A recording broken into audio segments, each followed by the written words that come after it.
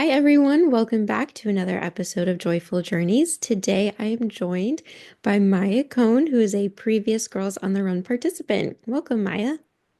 Hi, thank you so much for having me. Absolutely. We're so excited to have you on today and hear about your GOTR journey, starting with participating as a kid. So why don't you start there? Tell us a little bit about when you participated and what it was like for you. So I started in third grade. My parents had enrolled me in it after, being home after being adopted.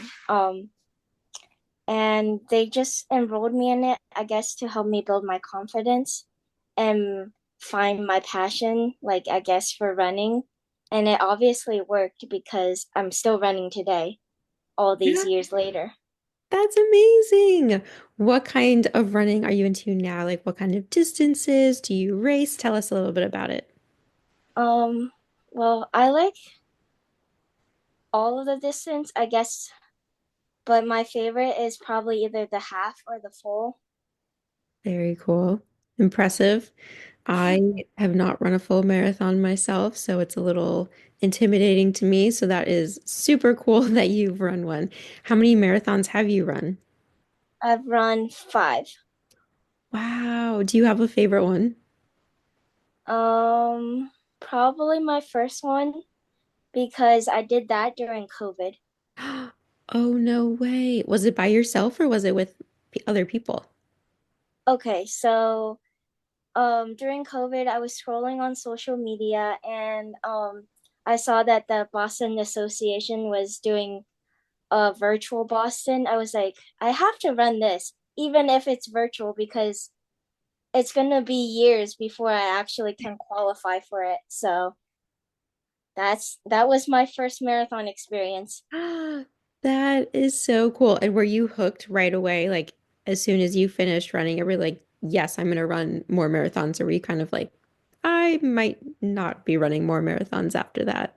Well, considering that was my first and it was done virtually around my neighborhood, I felt like I needed a real experience. Oh, okay. What was your second marathon then? That was actually like real in person with other people.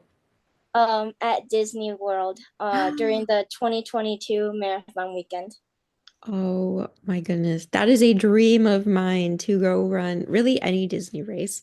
The marathon would be great, but any Disney race sounds super magical. That is awesome. Do you have a favorite memory from that race? Um, just probably seeing the characters out on the course and like having people actually cheering you on, Yeah. and obviously running through Main Street during the marathon and seeing the castle. Yeah, definitely. I feel like that would probably be my favorite part too. That's pretty special. Very cool. Well, I can see that you're wearing a soulmate shirt. Why don't you tell us a little bit about your soulmate's experience? So, I've been doing it as long as I can, and each of the Disney race weekends, I always go out and either cheer or run as a soulmate. Very cool. That is so special. Do you often see other soulmates there as well? Yeah. The local chapter here, well, now I'm in Florida, but I always meet up with them and always take pictures at race weekends and all that stuff.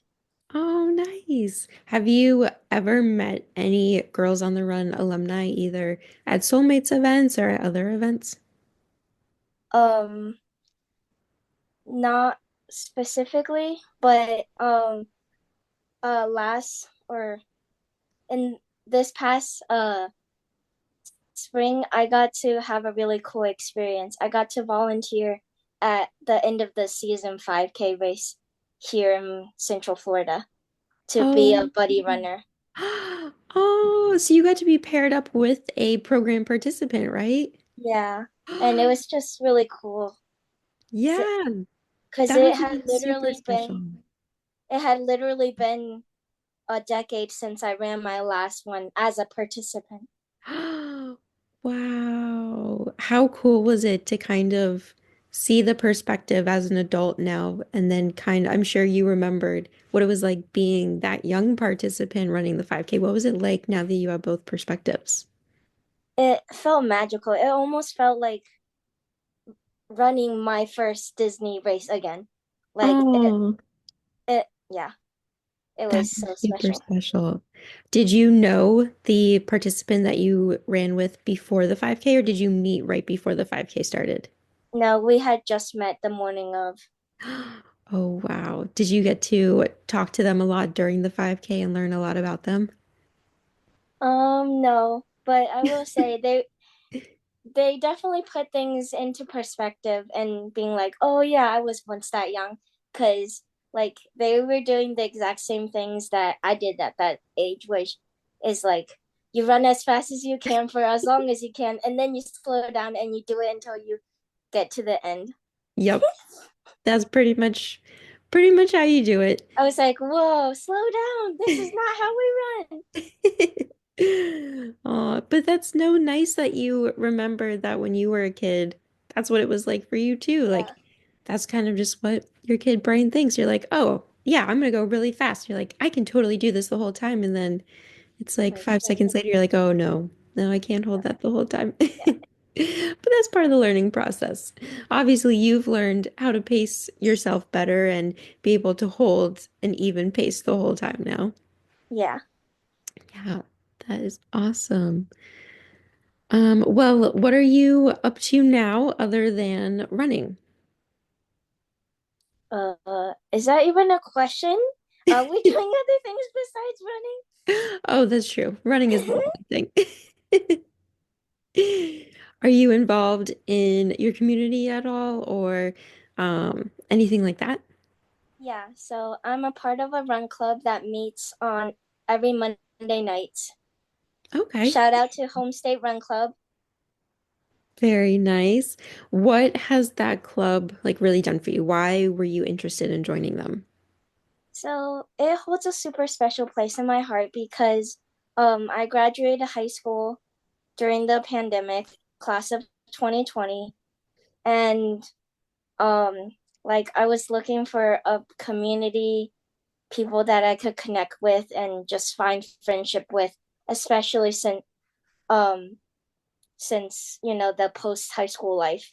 Yeah, very cool. That's so special that you found that with them. Do you Yeah. do anything other than run with them? We do meet up at like local races, which is always super fun. Oh, nice. Yeah, that's super special to be able to show up to a race and actually know someone because a lot of the times you show up to a race and there could be hundreds or thousands of people there and you don't necessarily know anyone. So that's always nice Yeah, to see a familiar face. yeah. Very cool.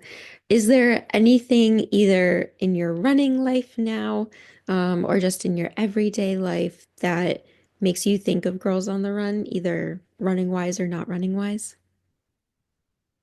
I don't know. That's a tough question because like sometimes it's hard for me to think that far back. It's been like 10, 12 years since I did it as a girl Yeah. myself.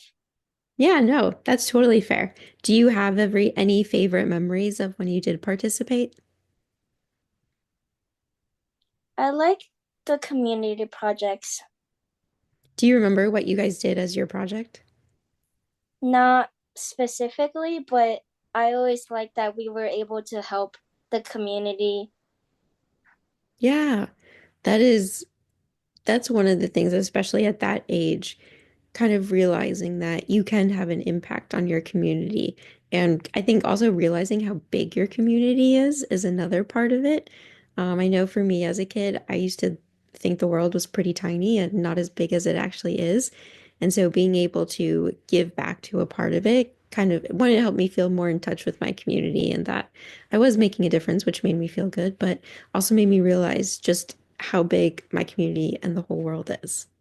Yeah. Very cool.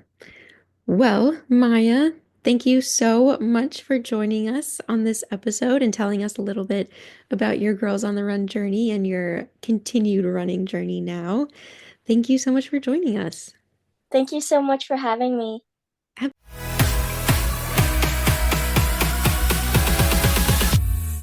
This episode of Joyful Journeys is brought to you by Girls on the Run of Northern Virginia.